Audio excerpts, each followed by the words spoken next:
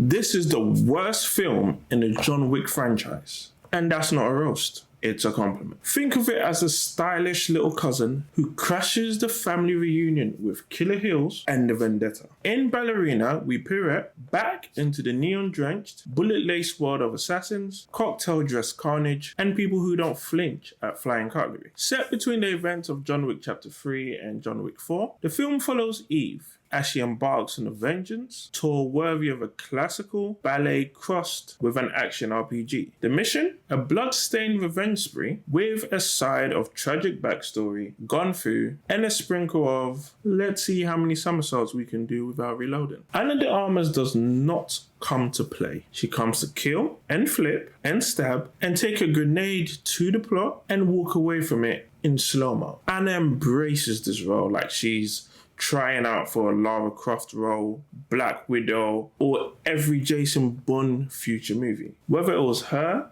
stunt double, or a genetically enhanced clone, she delivers. She's a walking vengeance poem, and her physicality isn't just impressive, it's borderline Olympic. When it comes to conveying rage and pain, without becoming melodramatic, Anna nails it. She channels that "I found out everyone lied to me, so everyone is catching these hands" energy. Seriously, she acts the hell out of the choreography and the grief and the rage. She's like a guided missile with feelings. Keanu Reeves does appear, Mr. Baba Yaga. You thought he wouldn't? Why? And while his screen time isn't the bulk of the movie, his impact is unmistakable as a perfectly tailored bulletproof suit. He glides in, does his thing, cue crowd cheer, and exit with the usual grace and grit. It's like watching a myth walk onto screen for a cameo and then vanish like smoke.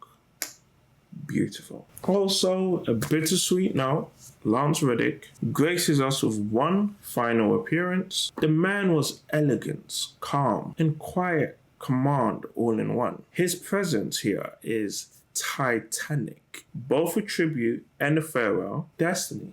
Yes, pun intended. He will be missed. Visually, Ballerina continues the Wickverse aesthetic, dark neon blues, moody reds, and more backlit hallways than a techno club in Berlin. But it does experiment this time. The camera work gets more bold, particularly in one gloriously chaotic grenade sequence that feels like John Wick meets Cirque du Soleil meets Die Hard. There's also a village set scene that is so widely inventive and off kilter, you'll need a minute to ask yourself, wait, am I still watching the same franchise?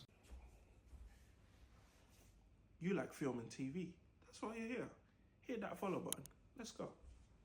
The soundtrack slaps harder than a bulletproof tux. There's classical instrumentation laced with synth, industrial tones, and orchestral suspense that knows exactly when to amp up and when to back off and let the tension simmer. If this score had a pulse, it would be 130 BPM and on pre-workout. Let's be real. Ballerina is not the best movie in the John Wick saga. But guess what? It's also not trying to be. And that's what exactly makes it good. This isn't like John Wick with lipstick. It's, hey, what if we spun off into a corner of this world and told a different kind of story with the same rules, same stakes, but new legs to break? Story-wise, it tries. Really. It reaches for emotional weight through a subplot about a lost sibling that lands with all the impact of a soggy baguette. We see the sibling for like maybe 20 seconds in total, and we're supposed to care enough to justify a blood-soaked odyssey. It's not